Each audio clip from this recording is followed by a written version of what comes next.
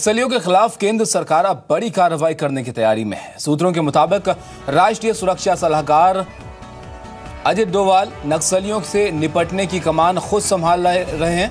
अजित डोवाल अगले हफ्ते छत्तीसगढ़ और बस्तर के अधिकारियों से वीडियो कॉन्फ्रेंसिंग के जरिए नक्सल ऑपरेशंस पर बात करेंगे और सूत्रों के मुताबिक बस्तर जिले में नक्सलियों के ठिकानों को तबाह करने के लिए हेलीकॉप्टर की मदद से पैराट्रूपर जवानों को उतारा जा सकता है। और इस बीच सीआरपीएफ ने 2 हफ्ते के लिए सड़क निर्माण से अपने जवानों को हटा लिया है और माना यह जा रहा है कि ऑपरेशन तेज करने के लिए सुरक्षा बलों की जरूरत पड़ेगी, इसीलिए सड़क का काम अस्थायी बंद कर दिया गया है। केंद्रीय गृह मंत्रालय के सुरक्षा सलाहकार के विजय कुमार ने भी शनिवार को सुकमा में सीआरपीएफ, राज्य पुलिस और डीआरजी समेत सुरक्षा बलों की संयुक्त बैठक ली। इस बैठक में इस बात पर मंथन किया गया कि फोर्स से आखिर कहां चूक रही।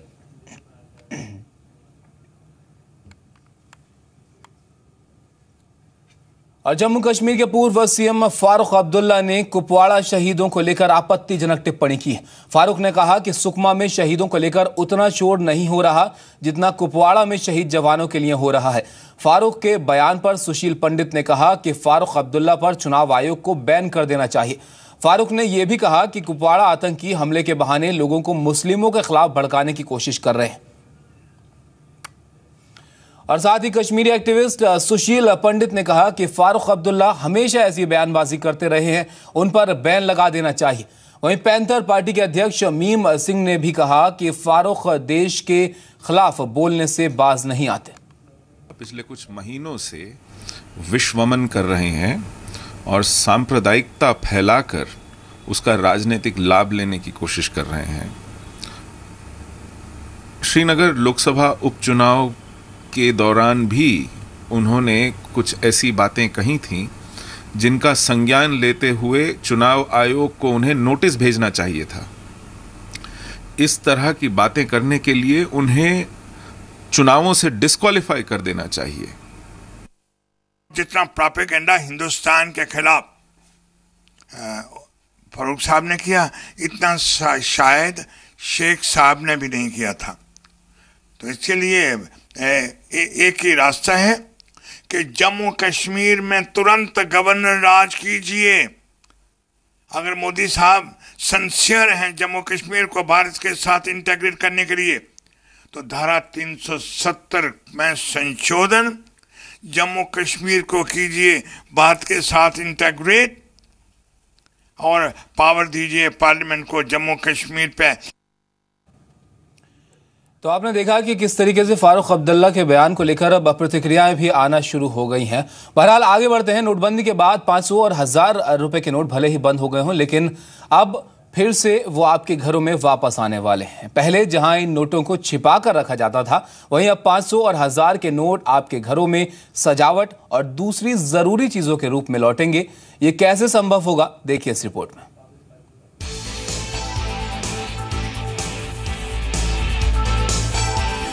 इन खूबसूरत लैम्प्स, फर्नीचर और पेपर कवर को देखिए।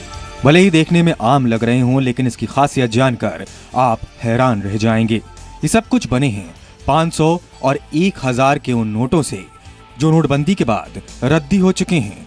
8 नवंबर 2016 से पहले आपके घरों के तिजोरियों, लॉकर्स और दूसरे सुरक्षित जगहों पर रखे जाने वाले ये नोट अब फिर से आपके घर पहुंचेंगे। और इसका जिम्मा लिया है नेशनल इंस्टीट्यूट ऑफ डिजाइन ने, जहां के स्टूडेंट्स दिन रात मेहनत कर रद्दी से lamps, paper weight, cushion, furniture और स्टूल कवर जैसी कई चीजें बनाने में जुटे हैं।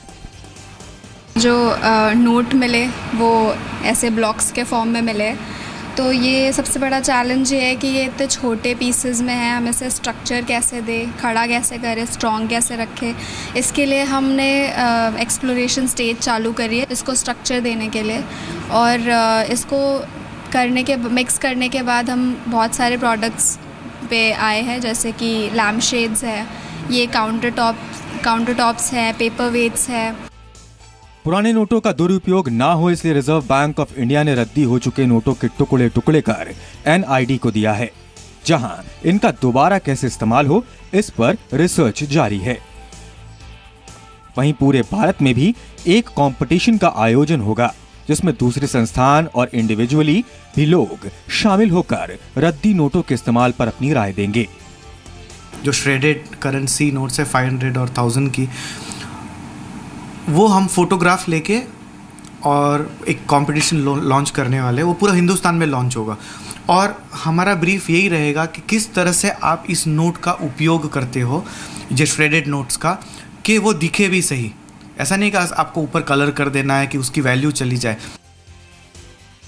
दरअसल सरकार की कोशिश है कि रद्दी हो चुके नोटों को दोबारा इस्तेमाल में लाकर आपके घरों में वापस लाया जाए। भारत में अब तक जो अच्छी चीज़ें हैं वो ज़्यादातर विदेश से मंगवाई जाती है, लेकिन अब वो दिन दूर नहीं कि भारत में ही खासकर NID और ऐसे कई इंस्टीट्यूट के छात्र इनको बनाएंगे और इस तरह की रद्दी नोटों से जो चीज़ें बनेगी वो मेड इन इंडिया होगी और पूरी दुनिया में धूम मचाएगी। कैमरामैन योगेश ठक्कर के साथ केतन जोशी, जी मीडिया, अहमदाबाद।